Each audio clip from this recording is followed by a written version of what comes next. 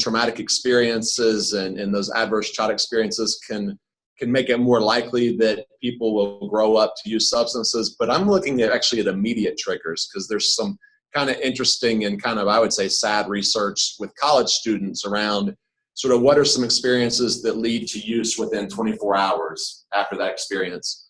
And then, like I said, some prevention strategies. And FYI, like, I talk to my kids a lot about these issues, but this prompted a conversation last night, and I have a couple of stories to say about that. So this is the Surgeon General's report, and this is really just 12 years old and over. And basically, we're using a lot of drugs and alcohol in our country. And one of the things I think about with this is that what we know about kids, or believe to be true about kids, is that oftentimes it's not what we say, it's what we do, right? It's that sort of social learning perspective that kids watch what we're doing, and then therefore they engage in behaviors similar to what they've watched. And, you know, this kind of demonstrates that kids are watching a lot of people using substances, and likely some of your patients, and for Ron, likely a lot of the folks in NAMI, right? So this is from the National Institute of Drug Abuse. This is their most recent information. The first percentages is for lifetime. The second percentages is from the most recent month. And this was for 12 to 17-year-olds. So 27% alcohol lifetime, 9.6% past month. Marijuana, 14.8% lifetime, 6.5%. And this was sort of, again, interesting and somewhat maybe perhaps distressing. 68% of seniors in high school don't view regular use, not just, you know, occasional use, but don't view regular use as harmful. Cigarettes, 11.6 and 3.4. I didn't get into the vaping stuff, which probably I should in the future, but it was kind of harder to tease that apart in the way the National Institute of Drug Abuse collects their data. These are non-prescribed. So these are prescription medications, but they weren't prescribed to the people ingesting them. So stimulants, 1.7%, lifetime, 0.4% month. Opioids, 3.5%, 1% month. Depressants, you know, your benzodiazepines and other types of tranquilizers, 1.7% and 0.5%. In cough medicine, there is a sort of an uptick in folks drinking the DXM. It's the DXM cough medicine. Right, and essentially, if you ingest a high enough amount, you can sort of have a dissociative experience. And there's a lot of that in the college campuses. A lot of folks drinking like this excessive amount of cough medicine, and then sometimes even if they have access to, they'll mix in the opioid cough medicine. And if you listen to popular music, you will hear that referred to as lean. Illicit drugs, heroin, 0.1%. This suggests 0.0%, sort of hard for me to believe, but nonetheless, that's what the data suggested. LSD, 1.2% lifetime, 0.2% month, and ecstasy, because I cannot pronounce that MDMA stuff, 1.2% and 0.2%. So I'll just tell you that in Summit County, when they did the Youth Risk Behavior Survey in 2013, we're going to repeat it this year, that middle school and high school students, 19,000 filled this out. So we only missed a couple of school sections. 4% admitted heroin use. 4%. That was 2013. Right. So you hear what you know. So that likely this is a national survey, and we know that Ohio is more sort of an epicenter. So, you know, I would just sort of go in with the mindset that it's very likely that the kids that you're seeing have at least been exposed to this. So this is a survey that they do periodically by the Core Institute, and it was massive. It was 86,000 females, 52,000 males, and these were college students, and it was 18 to 22-year-olds, 25% in each category, so it's sort of a stratified sample. And essentially what they looked at is experiences of harassment or violence, and then within 24 hours, did that prompt some sort of alcohol or drug use? So 6.4% of these folks had experienced some racial or ethnic type of harassment. And a result of that group, 12.8% immediately used alcohol or drugs to manage that issue. A threat of violence, 7.6% of students identified that as an issue, and 43.4% used drugs or alcohol. And again, they were asked as a result of this incident, and they suggested that they did. Actual violence, 3.7% had been a part of, and 55% of those folks ingested alcohol or drugs immediately after. Theft by force, 1.6%, and then 33% of those folks did. forced sexual touching, 4.2% had experienced that, 65% used drugs or alcohol immediately after. In unwanted sexual intercourse, 2.7% experienced that, and 76% had. So I show you this to say that if you're seeing folks in your practice who have experienced these type of issues, you may want to wonder how they managed it. What did they do to cope with those behaviors, and not assume that they, necessarily, engaged in a healthy behavior to cope with that. These are really high, especially when you get into the unwanted sexual contact. Those are really high numbers in terms of how folks dealt with it. But, conversely, I would see that in my practice as somebody who has developed this alcohol problem, and then what was the trigger for that? Right. So I think you have to, for me, I'd have to think about it both ways. Right. Yeah. Good point. Very good point. So this is sort of the drug prevention, and you can get this at the www.drugfree.org. You could print it out and give it to parents, and they could or caregivers, and they could kind of do it on their own. But I'm going to kind of go through ways you may talk to preschoolers all the way to 12 to 18-year-olds. But sort of helpful themes, like I say, is role modeling, right? Like, it's one thing to say you should have a healthy lifestyle, but when kids see their parents biking and hanging out with friends and going to religious services and doing meditation, that goes a lot further than telling people what to do. And positive coping and positive pleasure. I don't know if I've said this, but I'm a person in long-term recovery, and I think a lot about this. So I'm very overt. I'll come home and say, I had a stressful day. I really need to reward myself. I'm going to take a bike ride, right? And I make it very overt with my kids that I'm kind of stressed out and I need some positive pleasure, and that's how I'm going to deal with it. Always try and keep conversations open and honest about, in a developmentally appropriate way, perhaps issues that you've had, as well as trying to be engaging with them. Always coming from this place of love, that really the whole reason for these discussions is to, demonstrate love and care. Balancing positive reinforcement and negative reinforcement. Negative reinforcement always is misperceived as punishment. Punishment has actually not been found to be all that helpful in changing behaviors over time. Negative reinforcement really means you're reducing a negative behavior, or you're like, for example, nagging. You stop nagging as soon as they do something healthy. But basically, reinforcement is always about you wanting to increase those positive behaviors. So, you're nagging your child to wash their dishes, they wash them, you stop, right? You stop nagging and you praise them. You've gotten rid of that kind of negative issue. And keep in mind that teachable moments come up all the time. I want to speak to this really quick, and that we've been doing at Neomed a lot of these opiate mappings where we go around in different counties. And this even happened in my own kids' school in Cleveland Heights, where there's a disconnect between what the kids are learning around drugs in school and parents being aware of what they learned in school. So, for example, programming is happening in the schools and parents don't know it's happening in the schools, and they don't have materials to then talk about that. So you may want to encourage your parents to be somewhat proactive in figuring out, what's the content, when's it going to be presented, can I have access to materials so I can then talk about that with my kids. I had to ask my son. I've been asking him regularly, and finally he came home like 2 months ago and said, "Oh, Dad, they finally had the drug talk." And I was like, and no one told me anything. But that's across counties. I was just in a county last week where the superintendent went, "Oh my God, we did that same mistake." So don't assume that the parents are learning what the kids are learning. The only reason I knew that they were talking about drugs at my son's middle school is because when we went for parent-teacher conferences, we saw one of the packets that they had given to students sitting out in the hallway. Right. So just kind of don't assume, and encourage your the families that you're seeing to, again, be proactive around that.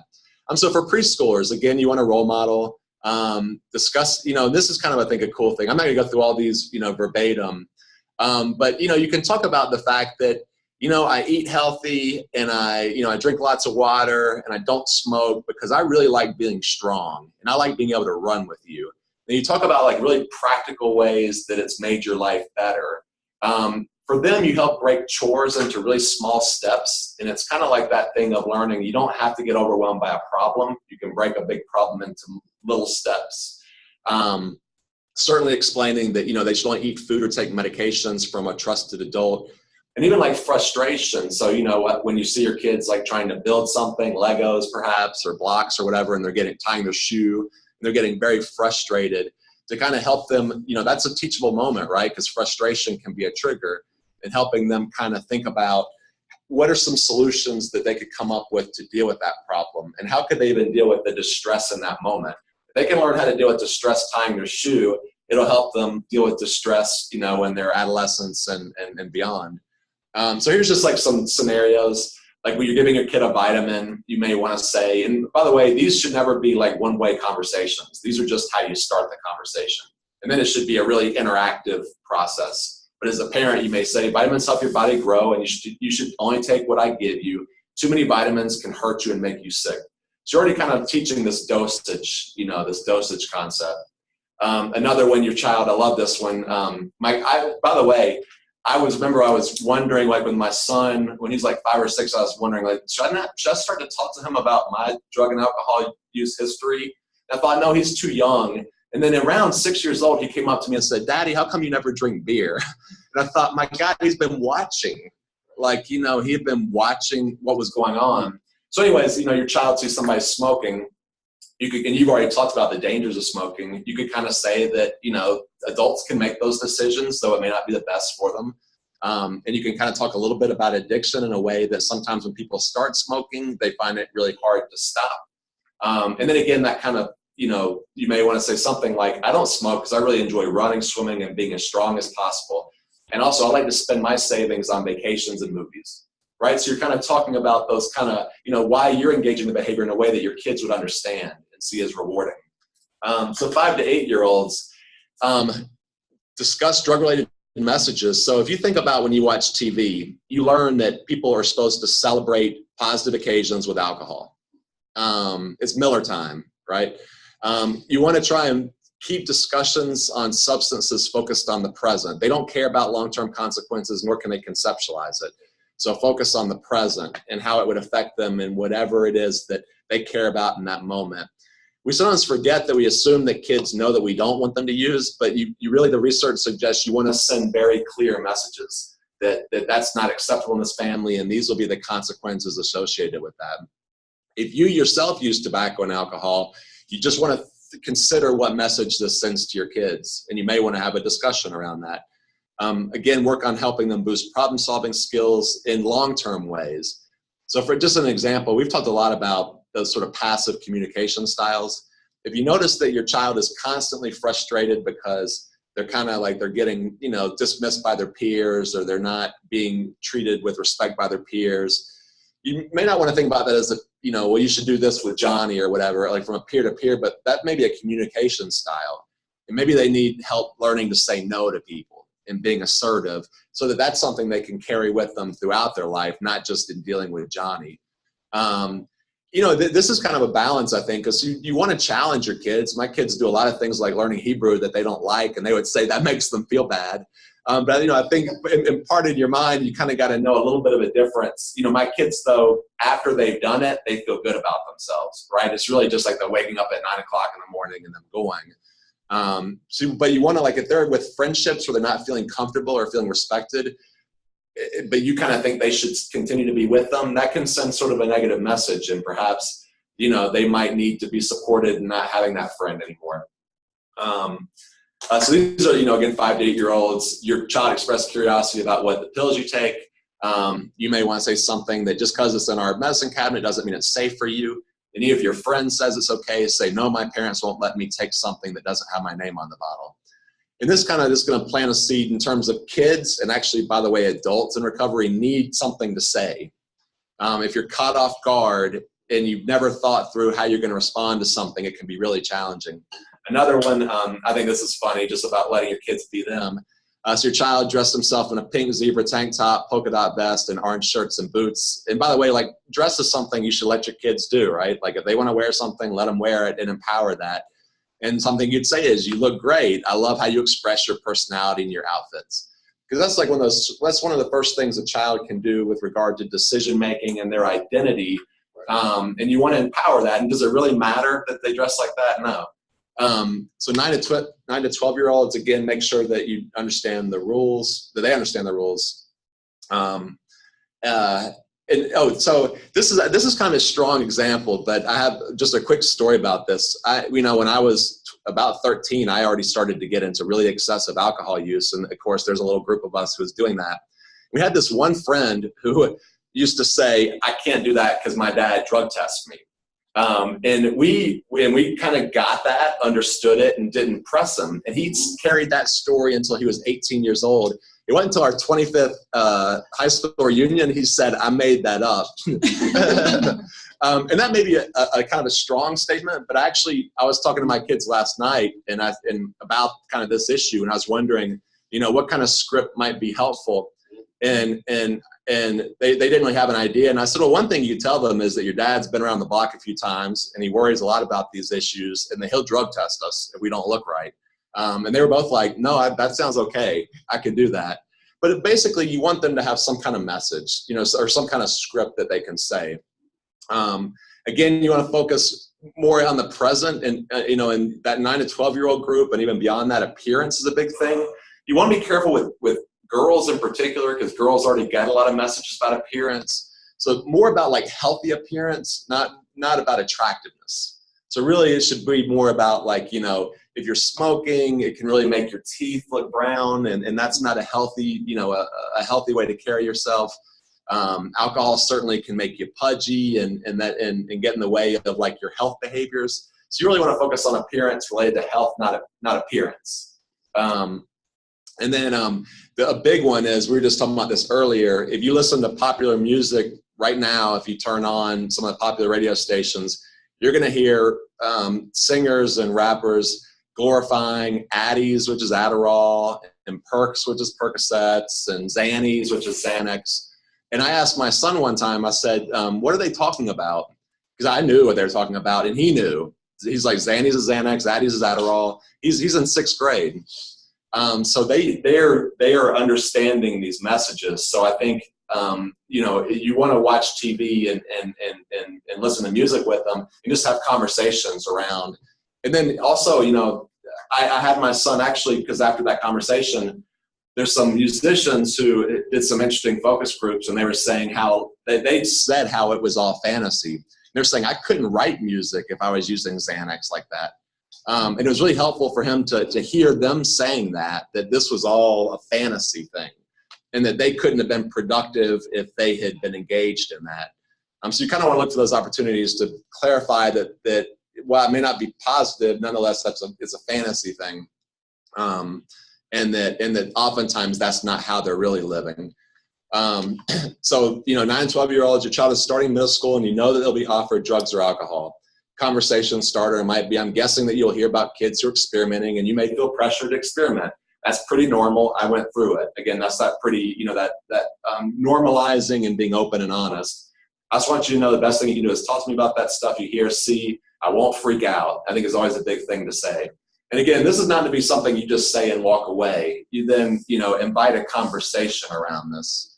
I think this is really interesting because this has happened a lot recently, right? I mean, it keeps happening, but your child's favorite celebrity, the one they looked up to, has been named in a drug scandal or dies, right? We've had people just recently, my my son's one of his favorite singers from Linkin Park died, about 6 months ago, something like that. But it's a lot of times where you can engage these conversations, and conversation may be something around being in the public eye puts a ton of pressure on people. People often think that drugs can relieve stress. The thing is that it can really affect how the brain works, especially for young people who are still growing, and that can lead to some bad choices. Then you can say something, I hope that celebrity has a good doctor and friends who can help them. And then this is where you want to start to promote that kind of empathy. How do you think they're feeling about these choices right now? I think you can find examples too of celebrities who are in recovery and who can speak against some of this stuff. So other celebrities that you can pull in that are sending more of a positive message. Yes. Yeah, exactly. Like I remember when I was beginning to think about recovery and I was into punk music, Henry Rollins was a really good example of and he had tattoos and he looked kind of tough and I liked that. But he also was sober and had been sober and could talk really eloquently about how being sober had helped him. And there's, Eminem's sober. Eminem's sober. Sean Puffy Combs is sober. SZA is sober in recovery. So there's a lot of examples of musicians that kids look up to. Robert Downey Jr., Iron Man, There's a lot of examples of people, and they can speak really eloquently about, where their addiction took them and then what their sobriety is like. So lastly, for 13, 18-year-old age group, again, making sure you keep that open line of communication, drinking, drugs, and relationships. Continue to discuss your expectations. Focus on real-world consequences, like, again, more the health appearance, and then the money. The fact that if nothing else is going to get in the way of their money, and that's something in the present. Show interest in daily ups and downs. It's funny. Like, one more thing. Last night, my I was like half asleep, and my son goes, "Daddy, can we talk?" I was like, "Oh," and I was really tired, and I kind of didn't want to, but then I thought, I better go up there. And he was in the middle of having a down with some of his peer groups. And then we wound up talking for like 45 minutes. And you never know when, and we were talking about solutions and things, and you never know when that moment. And I was so glad, honestly, that this was on my mind, because it was extra motivation to go up there and talk. Again, like we mentioned, follow up with your child or your patient's children about what they're learning at school. Emphasize stress reduction strategies, healthy, balanced lifestyle, the unpredictable nature of addiction and decision making. And even like my wife and I will go through this thing like, oh my God, we got all these things to do. And we'll do this in front of the kids in a really overt manner. What's the most important thing? This is most important. Let's do that first. And I think, another interesting kind of idea is either encouraging volunteering or participation at sites where they can see consequences of drug use. And I'll tell you what, from someone who goes to 12-step meetings, people would love to talk to children at these open NAA meetings about substance use. And kind of, that's something oftentimes people really want to give back to folks who are not even in the trenches yet. Thinking about what children are learning at school, I only recently found out from my husband that there's a new Ohio House Bill 367 that actually requires starting in kindergarten schools to prevent health or produce health education that includes instruction specific to around opiate abuse prevention. So kindergarten teachers will have to start teaching about opiate abuse prevention. So this is going to come up in kids' schools in hopefully good ways. Right. So once they're starting high school, they're going to be offered drugs, and they just will. I mean, it's highly likely, and it's important that parents understand that. And something to the effect that we really want you to have fun. And we also know that it may seem like the only people who are having fun are using drugs and alcohol. And again, like those numbers were high, but the majority of people are not using drugs or alcohol. But the people who are using drugs and alcohol are oftentimes the most in your face. So you sort of like perceive that that's what's normal. And kind of emphasizing that many and really most high school students don't. Emphasizing that it takes a brave person to avoid the temptation, and then sort of an affirmation around when you've seen them be brave. We've seen you brave throughout your life. You've done X, Y, Z. So you're kind of reaffirming they have that. You have a lot of decisions to make, and you'll make some mistakes, saying that. Don't feel like you have to be stuck. We're here to help you. And again, the kind of thing we're not going to freak out. Then, of course, like for this one, it's important then that you don't freak out. So your child comes home smelling of drugs or alcohol. They talk about in the literature just having, not a freak out experience, but being measured, quiet, and serious. You want the tone to demonstrate that this is a big deal, but you don't have to holler and these kind of things. And then say very clearly, I'm really upset. You've been using drugs or alcohol. I need to get a handle on what's been happening and your experiences so far. I get that you're worried about being in trouble. That's that empathy piece. But the worst part of that moment is over. That ship has sailed. I know you're experimenting. I love you and I care about you. Again, emphasizing that message. Your health and well-being are very important to me. Emphasizing this is not about morals. This isn't about anything but your health and well-being. I need you to be honest with me. Let's start with what happened last night. Because that can be a nice kind of a way to begin that conversation. Again, emphasizing that you want to be measured and calm and serious, but you don't have to yell and freak out. And that's it. Those are some resources. Like I said, you can get all kinds of really good stuff, like specific to marijuana use, alcohol use, all that at this partnership for drug-free kids. So you can actually like print out things. Like there's just tons of resources there. They go into much more detail about particular substances or particular age groups. This was just a big overview. but it maybe is something good to have kind of handy that you could give to people. And I find that, even being a person in recovery and working with people in recovery for a long time, I was a little tongue-tied in having these conversations. And it's really helpful to have some kind of like, scripts and kind of understanding what's developmentally appropriate. So that's my story, and I'm sticking to it. Thanks, Russell. Yeah. I like everything you said. My other response to my kids, if that ever happens, is that I'm not going to get upset. They're going to have a drone follow them around. Right.